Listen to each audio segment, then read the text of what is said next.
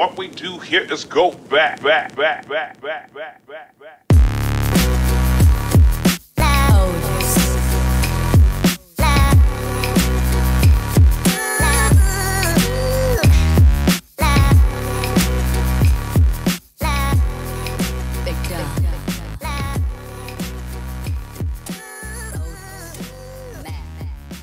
Good day, everyone, and welcome to the Promised End podcast.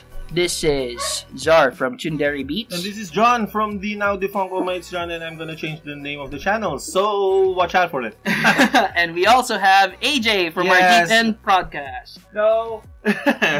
So right now AJ is gonna be doing something else behind the scenes for the Promised End podcast, so just watch out for it. Yep. Juggling. I'll be juggling. He's our local mechanic engineer. Mm-hmm. So yeah. Anyway, today we are gonna talk about one of the most talked about things that's been happening around the globe.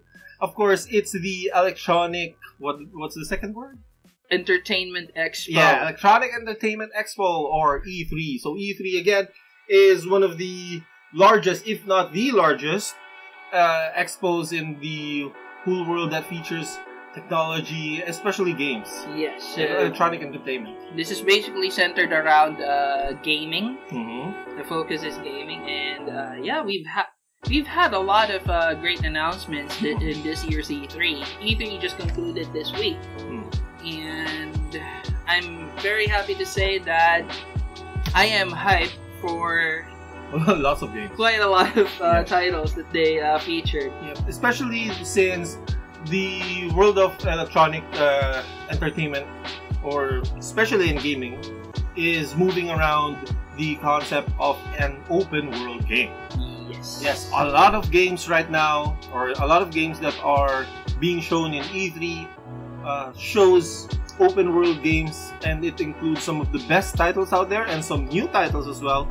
And I don't know, I'm really excited about them, since again, being able to explore in an open world environment using the most current technologies is something that we've been dreaming for quite a long time, and it's in the multiplayer format. Yes. Remember, if you guys have played Skyrim, that's a really fucking fun game.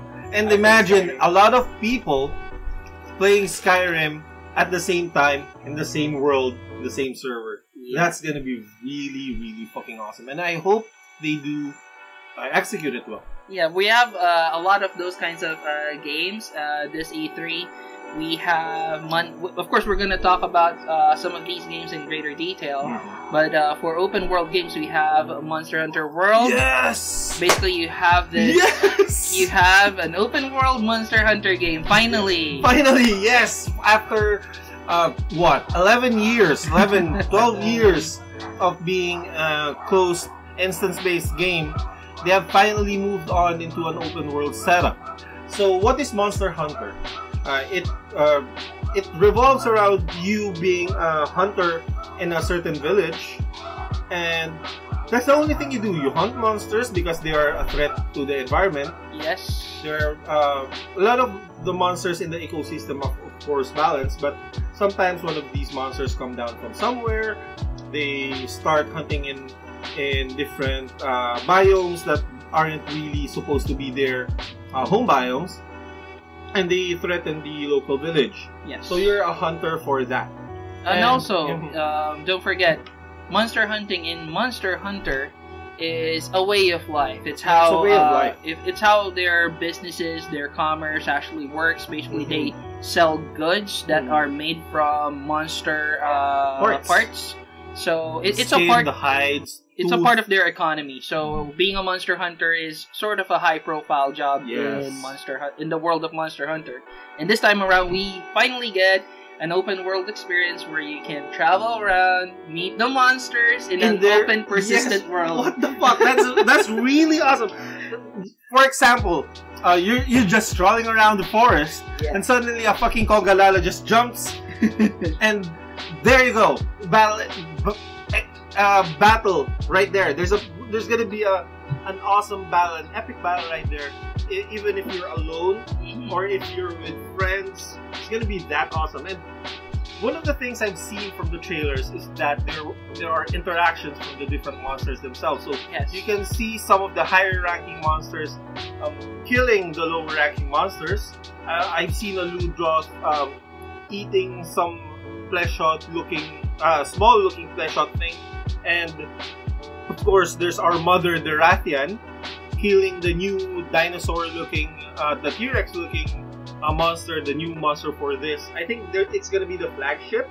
It looks like a toned down devil jaw, but suddenly it has this weird protrusion on its nose. I don't know what abilities of that monster gives out, but it's gonna be fun looking around. So I've been talking to other Monster Hunter fans about this, and one of the things we were expecting, since it's an open world, there's gonna be multiple towns. We really would like to see multiple towns and revisit the old times like Poke Village. Yes, then there's what do you call from third? Yakumo? Maybe. Yeah, it's the like a samurai looking town. Yeah, old it's basically Japan like a Japanese village. Mm-hmm. And it depends. For example, since Poke Village is in the mountains, that's Monster Hunter 2, the biomes near there are the tundra, right? The mountains. And in Yakumo Village, you have the forest, you have the plains. It differs from each town, so you can. I hope they implement that so you can feel the actual change in the environment per town. And if you travel along to the next town, you get into borders. Of course, there's going to be loading screens. We can't expect a full open world. That's going to be the loading times for that is going to be insanely big, and the game itself is going to be what, 200 gig. It's going to be like that. As you can see, as you can hear, John is very excited. He's already speculating on a lot of stuff. But based on the trailer, we get to see this hunter exploring the forest, meeting monsters. Monsters now behave as if they're real creatures. They basically they predate on other weaker monsters.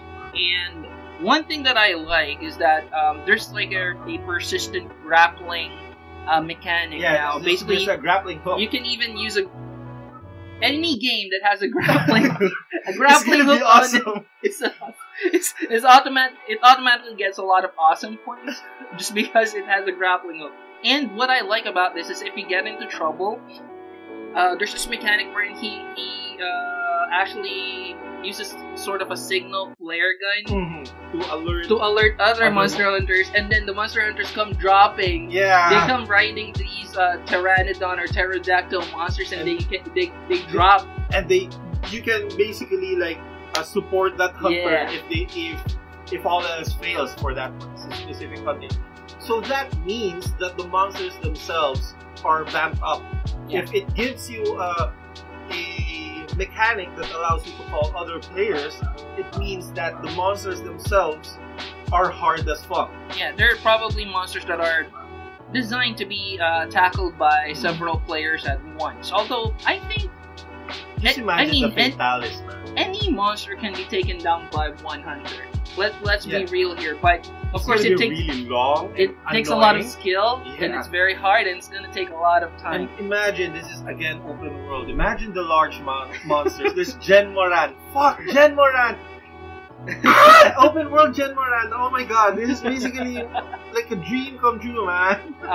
As you can see, as you can hear, John is incredibly hyped. But let's move on to another game. This is going to be a Monster Hunter podcast. No, before anything else, you can also see that the players can interact with the environment. They can use like you can kick the. I've seen one of them like the hunter kick the tree in order to reach the head of the monsters. So it's gonna be really fun. And again, this E3 shows that it's one of the open world things worthwhile to look at. Another open world. Okay, let's move on. Another open world game that really caught our eye, and I think it's Czar's turn to get hyped this time, is Anthem. Go.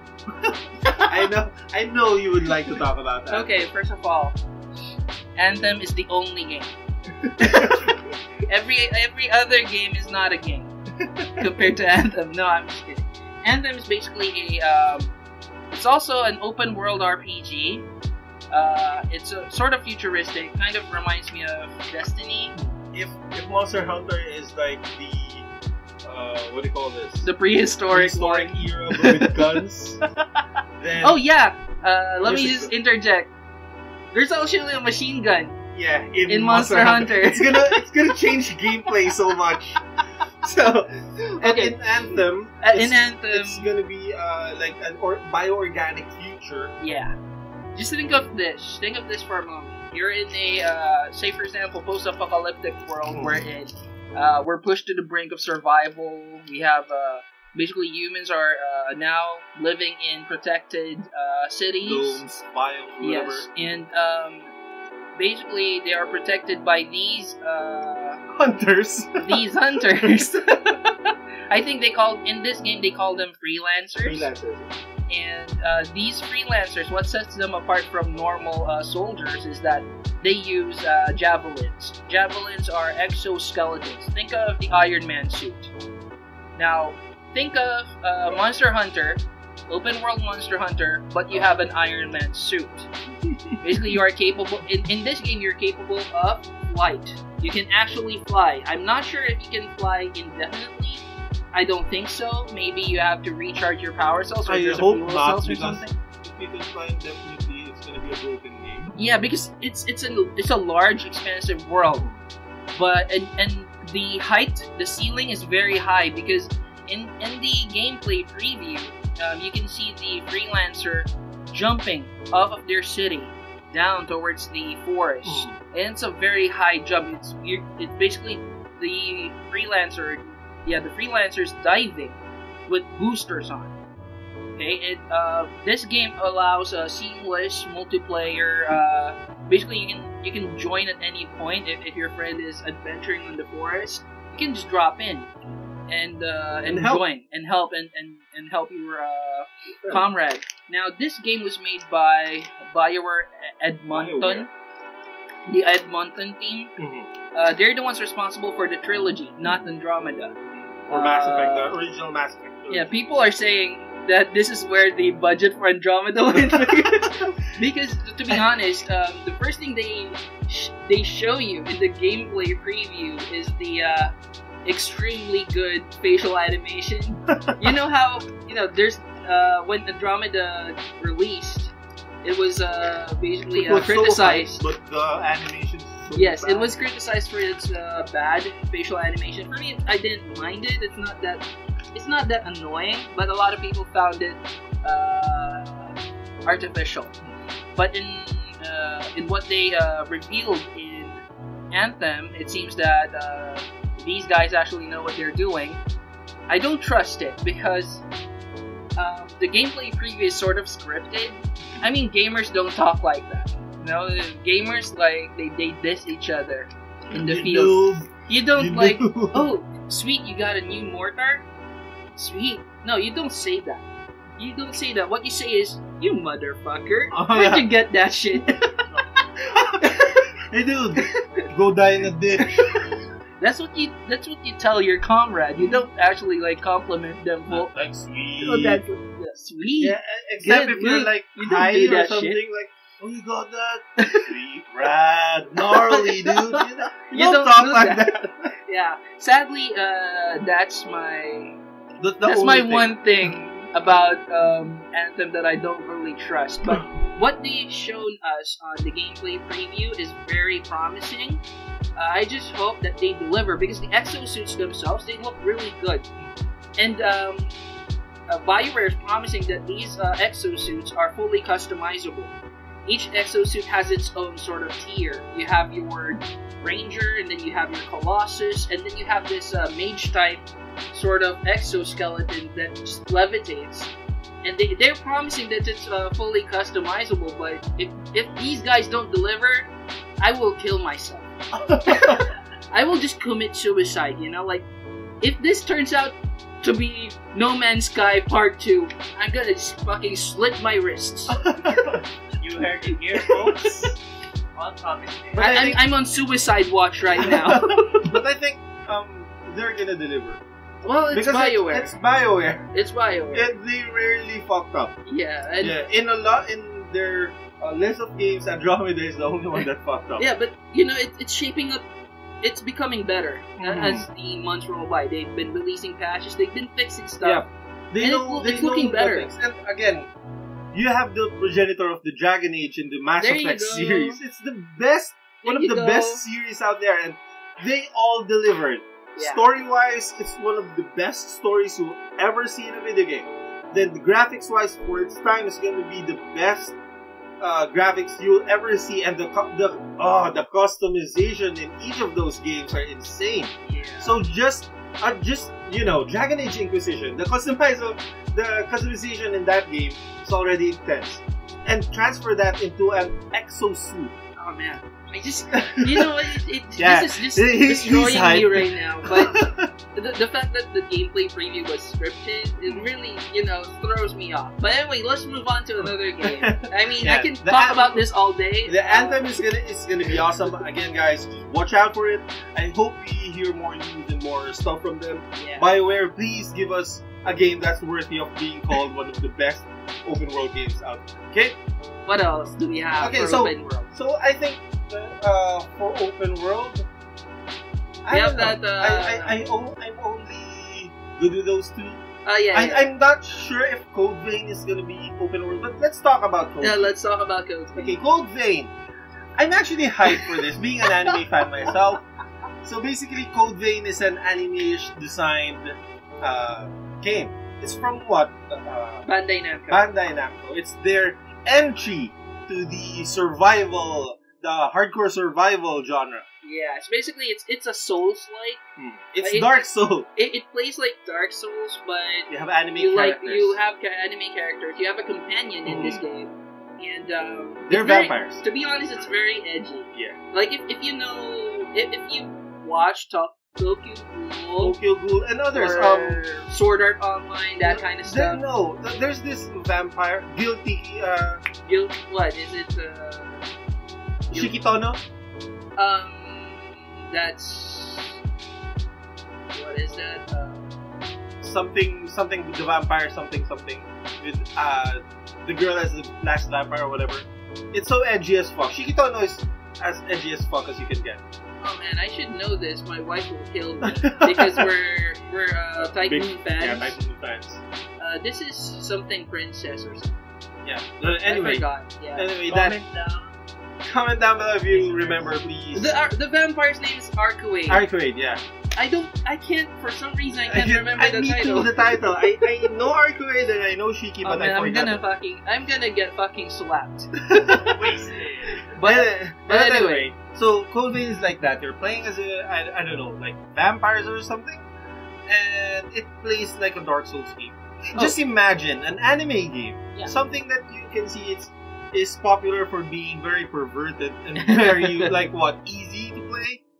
Then suddenly you slap in a Dark Souls type of Bloodborne type of gameplay, and it's gonna be the edgiest fight. It's gonna produce the edgiest fights you'll ever see. Yeah, and to help with your imagination, the setting is post-apocalyptic, some sort of apocalypse happened, and humans are now pushed to the brink of survival again, just like Anthem, and a new breed of humans have appeared. They have these vampiric characteristics, and the design in this game is very futuristic, very stylized. It's a cyberpunk. It's a cyberpunk RPG. Cyberpunk RPG. I don't know if it's gonna be open world like Bloodborne or whatever. But But Bloodborne is still not that open world. It's still linear. But I don't know if it's still linear, but it allows just a bit of exploration. I'm good with it. Yeah. And the locales are gorgeous. You have mountainsides, you have caverns. The city itself, cities. the ruined cities itself, even though it's a post-apocalyptic area, it's so well detailed. You can see if there are bite marks on the cities, like the ruins, how many building walls are in the rubble, and I don't know if they go into full detail about the monsters themselves. Hopefully, this turns It's out. gonna be really hard. I really hope that this turns out visually. This turns out better than Nier, because Nier Automata, it's gorgeous. It's gorgeous. It's gorgeous, and I'm thinking maybe this is gonna look better than Nier. I think Automata. they got triggered by how as an anime-ish looking or anime-ish design game, they got triggered because at the moment Nier Automata is the best anime looking design game right now. yeah, it's hands down. I mean, to be honest, the Nier Automata is very minimalistic, but Designs. the design, Subi's design is just she's like the most cosplay character right now. But enough about Nier Automata. Yeah. Again, Code Vein. It features like this guy and this girl. Yeah. I don't know if you can play any of them. And there's like this butler thing. Yeah. There's that butler character. I don't know if you can choose for them or if those are just one of the character customizations. Yeah. If they allow character customizations, Oh man, this is gonna be really awesome. This is like what do you call this? A Freedom Wars or God Eater in Dark Souls fashion. Yeah. This is gonna be really fun. Yeah, I like it. It doesn't look cheap because It doesn't look cheap. some of these anime games they sort of skimp on the graphics, but this time, But hey, this game doesn't look as Again, it's bad. Bandai Namco. Yeah, They're really known for like the design, anime design characters. yeah. So we can be sure that this is gonna look pretty if it's anime. And I hope that the gameplay keeps up. Yeah, it's gonna be like cute and dangerous at the same time. Let's move on to another game. What other game do you have? Speaking of which, since we're on the theme of anime characters, we have this is not an open world game, but this game opened my world. Oh. I'm sorry, I did not just say that.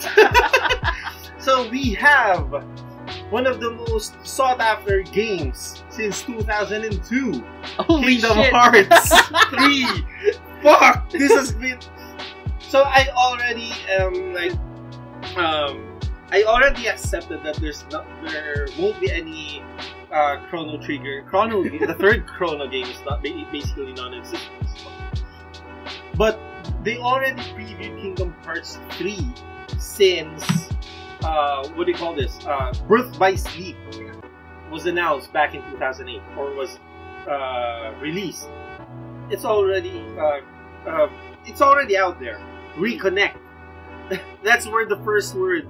That's where the word first came from. Reconnect. From Kingdom Hearts Birth by Sleep in the PSP. Now, they showed like a gameplay of Kingdom Hearts 3. I'm still hyped.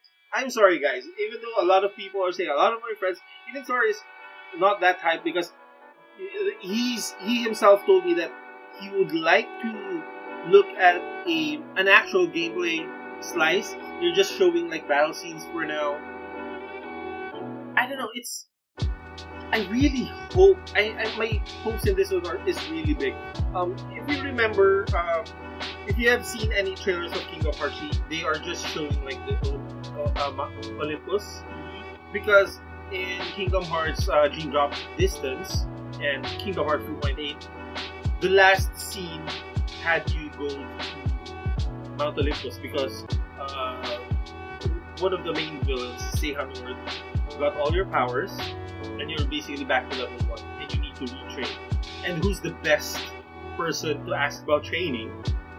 As something that you have lost but you gained another power. It's basically fucking Hercules, right?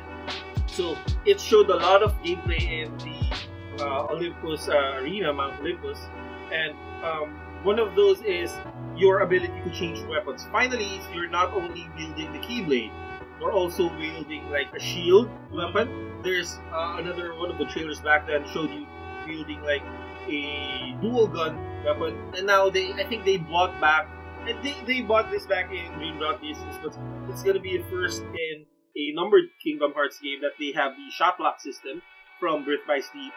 They brought that back, and it's so awesome to see. And again, there's gonna be summons. I think there's gonna be summons, and a lot of the summons are gonna be Disney rides. You have like the big boat. I don't know what that boat is. And it's gonna be there. Even the teacups are there. The teacups are there, yeah. And well, let me just say that even though I'm not that hyped, judging from what we saw, if the game is this if it's this beautiful, just just the combat itself, it's just so to be honest, it's as if you're actually looking at a film. It looks really good, and if the game is as good as what they're showing us now, then this is going to be one of the best games ever. Yeah, this is an I might pick it up as well if it's really that good. This is one of the first ever action RPGs that has launched in PS2. And this story-wise, action JRPG, okay? So it crossed a lot of barriers out there. Yeah. So it was very dynamic for a JRPG. For a JRPG. Kingdom Hearts 1 is still clunky, but it still retained at that time. It has one of the best combat systems out there. Then you have Kingdom Hearts 2, which is basically one of the godliest games in which they introduced dual combat with the keyblades, the combat movements, the animation is so smooth. Then you have this Kingdom Hearts 3, in which you as a Keyblade Master, well, Sora is still not a Keyblade Master story-wise, but you as someone who is chosen by the Keyblade can change the Keyblade into any form you like. And if you can change them on the fly, shut up and take my money. I'm that interested in Kingdom Hearts 3. I hope that the team that's supposed to deliver this will actually find good in it. It already had been delayed for 2 years. Yeah, it's supposed to come out last year, 2016, but they delayed it today, this year, but again, they delayed it today. But I'm still hopeful, I'm still hyped. And again, other Disney characters there, they have confirmed Baymax. There you go. Yes, you have San Francisco. See, you have San Francisco there. It's gonna be awesome. I think I don't know if they confirmed like Frozen. Oh and man, if they're gonna make Elsa a princess. If Frozen's gonna be there, it's gonna sell like pancakes. Yeah. Like if Frozen is there, automatically this is gonna be sell. Everybody's gonna be playing this game. You know how Frozen's like the most hyped thing ever. Franchise. Disney film ever. Like, it's so hyped. You know, just a quick, like a segue. Yeah. If you combine all the sales of all the Disney princesses film, they're just 2/3 of Frozen's sales. None. That's that. Frozen's like, it touched a lot of people in ways that none of the other Disney films did. To be honest, I'm not that impressed with the film itself. But you can't help but, sing along to it. Yeah, it's just so catchy. It's a very catchy film. They made it to sell. Yeah, it is. And it sold well. And it's a very, in a way, it's a very progressive Disney film. Basically, you have a Disney princess who's not really, he doesn't really need a prince. And basically, the true love depicted in this film is between siblings. And that's awesome. But anyway, enough of Frozen. Well, anyway, we have that on Kingdom Hearts, and I think they're gonna be bringing back some of the old things as well, since we saw Hades, we saw Maleficent, and we saw. So I hope they bring back. One of the things that I really want to be brought back is Peter Pan. Let's move to another game. I'm gonna be discussing 2 games shortly. What's that? Ace Combat. There's a new the VR. Combat. Yeah, there's a new Ace Combat title. Ace Combat and Elite Dangerous. Basically, Elite Dangerous is coming to the PS4 finally. Elite Dangerous. Yeah, we get. Let's just talk about that real quick. Yeah, Ace Combat. The notable thing for this is that it will have a VR experience. It's VR! So basically, it's gonna put you inside the cockpit, finally. Yeah. And you can actually move your head around. It's going to be Top Gun time. Everybody's gonna be reliving. They're gonna relive their favorite scenes from Top Gun. And if this has like some sort of multiplayer component, I'm gonna do that maneuver where that top to top, side by side thing. Yeah. I'm gonna do that. Like, it's like you're gonna do a handshake with another plane. Yeah, right? it's gonna be really super awesome. And but let's do the Jetman thing. You know, we move like a 5 formation, like a Voltus 5 formation. That's gonna be really awesome. And again, another thing that you need to watch out for any game in the VR scene is, of course, the possibility of you feeling the thrill, the rush. This is a Ace Combat game. This is known for a high mobility, high rush game. It's a fucking fighter jet game. I mean, even in third person, it's already exhilarating. It's already a very heart pounding game. What more if you you're use in the fucking VR cockpit? headset? Yeah, you're basically gonna scream your lungs out, but you can't because you're in the VR. You need to be really calm as a pilot. Now, that's the only thing I'm excited for when it comes to Ace Combat. I mean, Ace Combat is good, but the draw for me would be the VR experience. Now, the other game, Elite Dangerous, is an MMORPG wherein you command your own spacecraft. And what I like about it is this also has cockpit view. I'm not sure if there's going to be a VR experience for it. I don't think so. But it puts you in the cockpit of your spacecraft, and you are free to roam the galaxy, warp to other galaxies, trade with other players, become a trader, become a fighter, become a rogue, whatever you want. It's basically like a tabletop RPG. Yeah. And I'm excited that it's finally coming to the PS4 because that's my main system. This has been on PC for some time now, and there have been talks of this being ported over to the PS4, and they're finally making good on that. So I'm happy that we're getting another good MMORPG for the PS4. Finally, they're giving off, or rather, they're porting a lot of MMORPGs in the PS4, and I think there's talks of Anthem and what do you call this? Monster Hunter World being cross-platform. Oh man, that's gonna be really large and it's gonna be really awesome. I love it because and everyone's gonna bow down to the PC because of the mobility the PC can give you. Yeah. So, but PC Master Race. But that mobility is not really that present when the game becomes third person. Yeah, it's gonna be the playing field sort of becomes leveled. Yeah. It's only gonna be really prevalent once we see Overwatch in a cross-platform. Automatically. Finally, we're gonna see how good those console players are. Also, the last game we're gonna talk about, just really shortly, they're porting one of the most beloved PSP games in the PS4 and in a 4K. I don't know how detailed the design is, but they are gonna port Patapon on the PS4. So, yeah, it's gonna be. I really love that game. Yeah. It's one of the most beloved games ever. PSP. When I got my PSP, one of the games I downloaded. I'm sorry, I downloaded. One of the games I got was, of course, you have Monster Hunter. That's a given. Then you have God Eater. That's a given. You have the Final Fantasy Crisis Core. There's a lot of good games in the PSP. Then you have Patapon.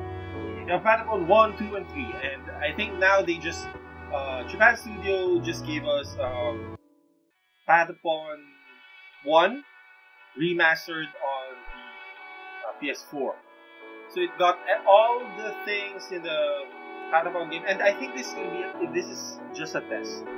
They're developing something. I'm sure of it, and they're testing it using Patapon. So basically, this is something bigger is behind this. Yeah, something bigger. There's gonna be if they're gonna give me my Patapon 4, but the Patapon story is already finished. So. Well, since you mentioned Patapon, or rather, you mentioned the remaster, we can't escape mentioning Shadow of the Colossus. Shadow of the Colossus. Some of my friends are asking me if I'm gonna play this game. Because we know that Zar is a really big fan of Shadow of the Colossus and Ico. I have played these games. I played Ico and Shadow of the Colossus back when they were released on the PS2.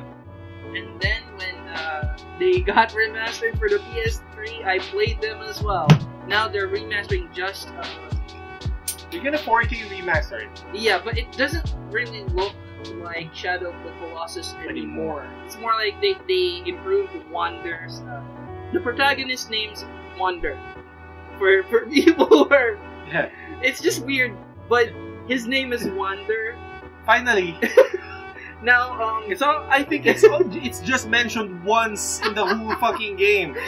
but And in passing. It's not even like Wander. You are like not like I that. think it was just mentioned in a magazine or something. Yeah, it's just in passing. Now, anyway, the horse, I forgot his name. Epona. No, that's Lynx. Holy no. But they've changed the textures, and It's the so models are different now. The colossi look bigger than ever. Yeah, And you can feel it actually just watching from the trailers. watching from afar, you know just how they really delivered on the word Colossus. Now, the thing is, it's going to be the same game. It's just that it looks better. But that's why I'm sort of divided. Like, I've already played this game. Am I gonna give them my money again for this version? But you know, it's like a tradition. I mean, It's like me watching Lane every year. I mean, New console, new Shadow of the to Colossus. be honest, what was that other game? Guardian. The Last Guardian. The Last Guardian. To be honest, The Last Guardian didn't make that big of a splash. And It's all. I think one of the best. PewDiePie already said that this game is not for everybody. yes. The Last Guardian is not for everybody, and definitely Shadow of the Colossus is not for everybody as well. But it has this appeal to it, like, it's just one boss battle after another. That's what I like about Shadow of the Colossus. And, the thing is, it's also an open world game. One of the first, really expansive open worlds in a console. And you have this, protagonist, this silent protagonist who just, fights these colossi so that he could bring back his loved one. He could bring back his lover to life. But plot twist! Yeah, but there's a big plot twist in the game. We're not gonna ruin for you guys who haven't played Shadow of the Colossus. But we hope that even though we here at the Promise Land Podcast isn't that hyped. Yeah. What about you? What do you feel personally? Are you gonna play this? Are you gonna buy it? If it's gonna be ported to PC, I'm gonna buy it. Just because I want to feel it on a PC game. But since they already said that it's gonna be PS only, because Shadow of the Colossus tradition is for Sony. It is an exclusive. Yes, it's an exclusive. That I might not buy it, but I'm gonna try it if one of my friends get it. Probably gonna try it and compare it to the PS2 version. I haven't played the PS3 version because, again, back then I thought that it's still Shadow of the Colossus. Yeah. I want to look if they. I want to see if they give out a different feel this time. Yeah. That's the only thing that I want to do. I might try it if a friend of mine buys it. I might try it first before actually buying it because I've been playing this game We're far too long. I've played it on 2 generations. I mean, am I gonna play it on this generation as well? I don't know. But that's my thoughts on the Shadow of the Colossus. Yes, if you have other thoughts or if you're excited about the game and are in contrast with our view, please do comment below. And I think that's that for this episode. There are a lot of other games. Check out IGN's E3 coverage. They have a really good coverage. Of course, they're fucking IGN. Yeah, and of course, check out the individual developers. You have Japan Studio, you have Capcom, you have Bandai Namco, you have BioWare, and other games. Also, check out Nintendo stuff. Nintendo stuff. Nintendo's bringing a lot of good shit. Yes, because again, they need to make money out of the Switch. So the we're new not Super gonna Mario's looking really good. No, seriously, it's still Mario, and I myself I'm a big Nintendo fanboy. I'm so sad. I'm still depressed right now since I haven't played the new Zelda game. I'm still super depressed about it. But we'll see. Maybe I'm gonna get a Switch sometime. Oh man, you should get a Switch. If I get a Switch, you guys are gonna play the new Zelda game. If you get a Switch, I might get a Switch. I don't have a friend who has a Switch, so there's no reason for me to get one right now. I have 2 friends that has Switch, and they're all telling me to get it even though the only game I'm gonna play at the moment is Zelda, it's all fucking worth it, man. It's that good. They told me it's that good. It's an open world Zelda game. It's an open world Zelda game. What more can you ask? Yeah, and the ceiling on that game is really high. Like, it's really high. You can actually, there's a lot of maneuverability there, so I like that in an open world. So again, check out Nintendo stuff. Also, other games that are coming out on indie platforms, like VR. I don't know if they focus on the Oculus since Sony VR is in play right now. So, I don't know what happened to the Oculus anymore. So anyway, just check out those games. Again, check out other YouTubers' coverage of these games. It's gonna be really fun. And yeah, that's that. And if you like, thank you for listening. And if you like this episode of Promise Set Podcast, be sure to subscribe by clicking on the red button down below. And of course, click on that bell button so you know if we have new videos. You get notified if we have new videos. And Zar? Also, our social media links are in the description. Like us on Facebook. And you can also subscribe to John's channel, although he's not making any content right now. Yeah, but we're really busy at the moment. He's rebranding, and you can also visit AJ's channel. Yes. Hi. Also, my personal page, Secondary Beats. Please like us on Facebook. Yep. Also, be sure to comment on either Facebook or YouTube about any games you want us to cover or talk about, or anything actually you want us to cover. We are open for interviews, collaborations. So just tell us, man. Just tell us. Yeah. Be sure to share this video. Can we get 10 shares? Can we get 10 shares? 10 shares. 5 likes, please. 20 views, please. Again, thank you very much for listening, guys. Hope you had a great time. Yeah. Listening to me. Okay, guys. See you on the next episode. Bye-bye. Bye-bye.